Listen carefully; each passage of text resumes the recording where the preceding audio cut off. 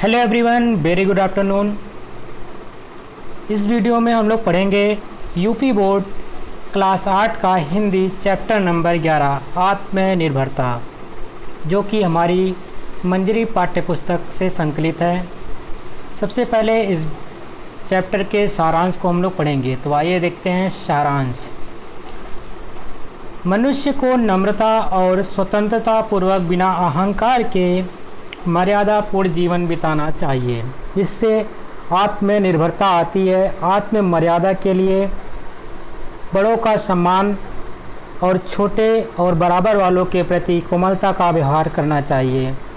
अपने व्यवहार में नम्र रहकर उद्देश्यों और को उच्च रखना ही ऊंचा तीर चलाना है।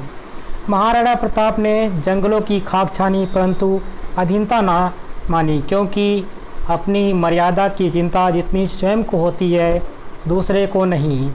दूसरों की उचित बात समझते हुए अंधभक्त नहीं होना चाहिए।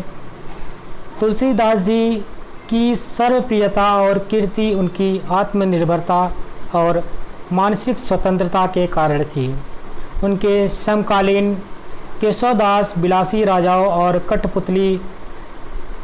की कठपुतली बने रहे। अंत में उनकी बुरी गति हुई। एक इतिहासकार के कथनानुसार प्रत्येक आदमी का भाग्य उसके हाथ में है, वह अपना जीवन निर्वाह श्रेष्ठ रीति से करता है। यह भाव चाहे इस स्वतंत्रता, स्वावलंबन आदि कुछ कहो, मनुष्य और दास में अंतर करता है। हनुमान ने अकेले सीता जी की खोज कर डाली, कोलंबस ने अमेरिका को ढूंढ निकाला, शिवाजी ने थोड़े सैनिकों से औरंगजेब की नींद हराम कर दी, और एकलव्य ने बिना गुरु के जंगल में निशाने पर निशाने लगाकर तीरंदाजी में सिद्धि पाई। यही चित्तवृत्त है जो मनुष्य को औरों से उच्च बनाती है। जिस मनुष्य की बुद्धि और चतुराई उसके हृदय में स्थित है, वह जीवन और कर्म क्षेत्र में श्रेष्ठ रहता है और दूसरों को भी मार्गदर्शन करता है। चैप्टर का सारांश कंप्लीट होता है। अब इस चैप्टर के जो महत्वपूर्ण गद्यांश है उनका हम लोग व्याख्या करेंगे, संदर्भ सहित यहाँ पे व्याख्या देखेंगे। तो पहला यहाँ पे गद्यांश दिया गया है, नम्रता से मेरा डैश निकालती है। इस गद्यांश का जो संदर्भ है इस प्रकार से है। संदर्भ में लिखेंगे, प्रस्तुत गद्यांश हमारी पाठ्य पुस्तक मंजरी के आत्मनिर्भरता नामक पाठ से लिया गया है। इसके लेखक आचार्य रामचंद्र शुक्ल हैं। प्रसंग में लिखेंगे, लेखक के अनुसार नम्रता से स्वतंत्रता प्राप्त होती है। मनुष्य को अहंकार रहित होकर बड़ों का सम्मान और छोटों से कोमलता का व्यवहार करना चाहिए। हमें आत्मा को नम्र रखना चाहिए। आइए देखते हैं व्याख्या में लिखेंगे, नम्रता से लेखक का आशय दूसरों के दबाव में रहना नहीं है। दब्बू प्रकृति के आदमी दूसरों पर आश्रित रहते हैं, उनकी संकल्प शक्ति क्षीण हो जाती है और बुद्धि मंद हो जाती है। जब कभी कोई विशेष अवसर आता है तो दब्बू व्यक्ति उचित निर्णय नहीं कर पाते और उन्नति ना करके स्वयं को पीछे की ओर ही धकेलते हैं। इस प्रकार मनुष्य स्वयं ही अपना हित अनहित करता है। जो मनुष्य अपना रास्ता स्वयं ही समर्था से ढूंढ लेते हैं, वह सच्ची आत्मा वाले कहे जाते हैं। दूसरा गद्यांश है, यही चित्तवृत्त डैश बनता है। संदर्भ पूर्वक की तरह हो जाएगा। प्रसंग इस प्रकार से है, लेखक आत्मनिर्भरता के महत्व को निम्न प्रकार से वर्णित करता है। व्याख्या, आत्मनिर्भरता के कारण व्यक्ति अन्य साधारण लोगों से उच्च होता है। उनका जीवन सार्थक और किसी उद्देश्य विशेष की प्राप्ति में सक्षम होता है। उनकी बुद्धि और चातुर्य उनके अपने हृदय के अनुसार होते हैं और वह उत्तम संस्कार प्राप्त करता है। वह अपने कार्य में श्रेष्ठ रहता है और जीवन में प्रगति करता है। अपने अच्छे आचरण से दूसरों का भी मार्गदर्शन करके उन्हें उन्नतशील बनाता है। अब आइए देखते हैं इस चैप्टर के महत्वपूर्ण प्रश्न अभ्यास को। विचार और कल्पना से। सबसे पहला प्रश्न यहाँ पे है, आदर्श व्यक्ति के चरित्र में कौन कौन से गुण आवश्यक हैं। एक आदर्श व्यक्ति के लिए उसके चरित्र में कौन कौन से गुण होने चाहिए, ये इसके बारे में यहाँ पे लिखना है। तो उत्तर में लिखेंगे, आदर्श व्यक्ति के चरित्र में नम्रता, स्वतंत्रता, कोमलता, उच्च लक्ष्यता, दृढ़ निश्चय, स्वावलंबन, साहस और परिश्रमशीलता आदि गुण होने चाहिए। कहीं ना कहीं जो एक आदर्श व्यक्ति है उसके अंदर ये सब गुण पाया जाना उचित होता है, अनिवार्य होता है। अगला प्रश्न है प्रश्न नंबर 2, नम्रता और दब्बूपन से में क्या अंतर होता है। यहाँ पे पूछा गया है नम्रता और दब्बूपन में क्या अंतर है, उसके बारे में लिखना है। तो लिखेंगे उत्तर में, नम्रता से आशय बड़ों का सम्मान करना और छोटे तथा बराबर वालों से अहंकार रहित होकर कोमलता से व्यवहार करना है। दब्बू से आशय है दूसरों पर आश्रित होकर उसके पीछे चलना। ऐसा करने से संकल्प शक्ति क्षीण और बुद्धि मंद हो जाती है, जिससे मनुष्य औन्नति को प्राप्त होता है। कुछ प्रश्न यहाँ से निबंध से भी हैं। तो पहला प्रश्न निबंध से इस प्रकार से है, इस पाठ का उद्देश्य क्या है, सही विकल्प का सही का निशान लगा के बताइए। तो यहाँ पे 4 ऑप्शन दिए गए हैं, जिसमें से एक ऑप्शन सही है। जो सही है उसके सामने सही का निशान लगाना है। तो पहला ऑप्शन है, युवाओं में नई स्फूर्ति भरना। दूसरा ऑप्शन है, युवाओं को कर्म में लगाना। तीसरा ऑप्शन है, युवाओं को आत्मनिर्भर बनाने की प्रेरणा देना। चौथा ऑप्शन है, युवाओं को महापुरुषों के जीवन के प्रेरक प्रसंगों की जानकारी देना। तो इसका राइट आंसर हो जाएगा ऑप्शन नंबर गा, यानी कि युवाओं को आत्मनिर्भर बनाने की प्रेरणा देना, जैसे कि आपने चैप्टर का नाम भी सुना, आत्मनिर्भरता। अगला प्रश्न है, निम्नलिखित पंक्तियों का आशय स्पष्ट कीजिए। पहला पंक्ति है, नम्रता ही स्वतंत्रता की धात्री यानी कि माता है। धात्री का मतलब क्या होता है, माता। अर्थ लिखेंगे, नम्रता से ही व्यक्ति स्वतंत्रता के गुण को प्राप्त करता है। अहंकार करने वाला स्वतंत्र नहीं रह सकता। स्वतंत्रता के गुण के लिए बड़ों का सम्मान और छोटों और बराबर वालों से कोमलता का व्यवहार करना चाहिए। अगली पंक्ति है, युवाओं को यह सदा स्मरण रखना चाहिए कि उनकी आकांक्षाएं उनकी योग्यता से कहीं बड़ी हुई हैं। अर्थ में लिखेंगे, इसका आशय इस प्रकार से है, मनुष्य की इच्छाएं उसके साधन और क्षमता से ज़्यादा है। अगला है पंक्ति, मनुष्य का बेड़ा उसके हाथ में है, उससे वह चाहे जिधर लगाए। इसका आशय इस प्रकार से है, मनुष्य स्वयं अपने भाग का निर्माता है। वह चाहे तो उन्नति कर सकता है और चाहे अपने को गर्त में गिरा सकता है।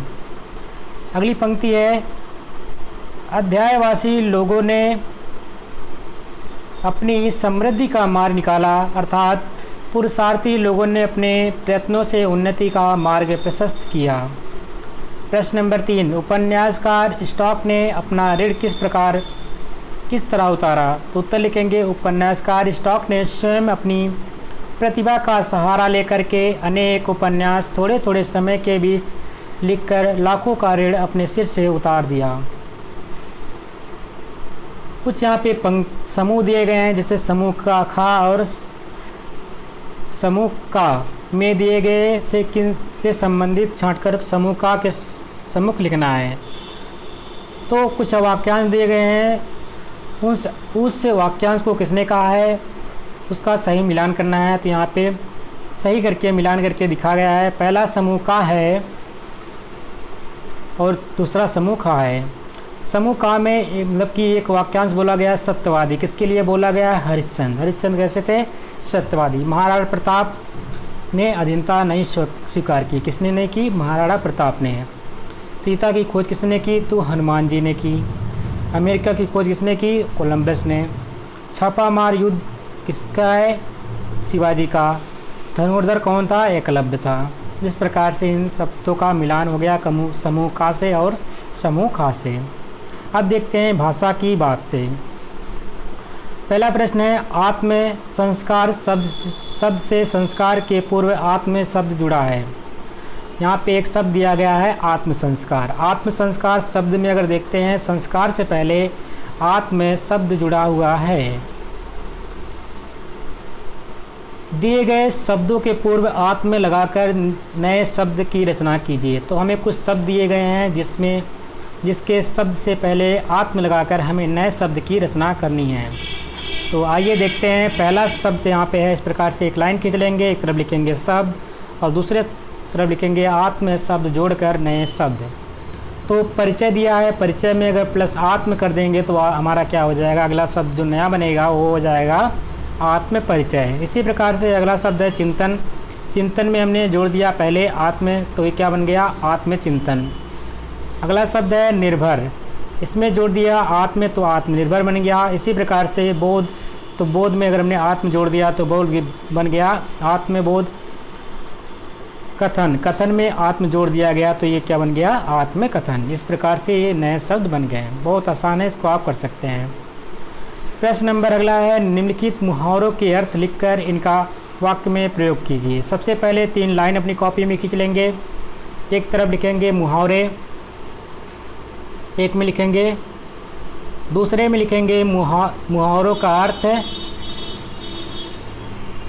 तीसरे में लिखेंगे मुहावरों का अपने वाक्य में प्रयोग, वाक्य में प्रयोग। इस प्रकार से आपने 3 कॉलम बना लिया। एक में मुहावरे लिखें, दूसरे में मुहावरों का अर्थ, तीसरे में मुहावरों का वाक्य में प्रयोग।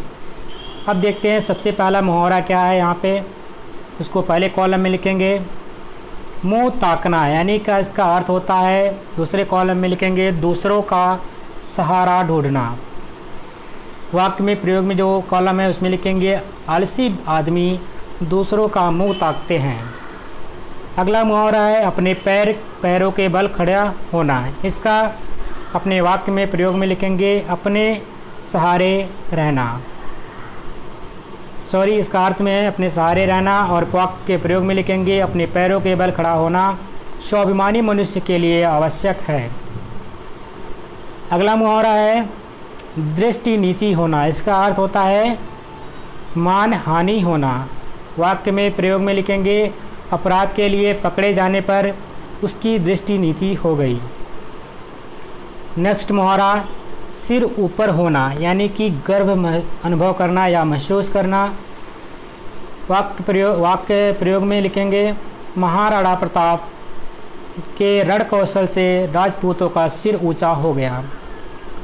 अगला मुहावरा है अपने हाथ में अपना भाग्य होना। इसका अर्थ होता है स्वयं अपना भाग्य बनाना।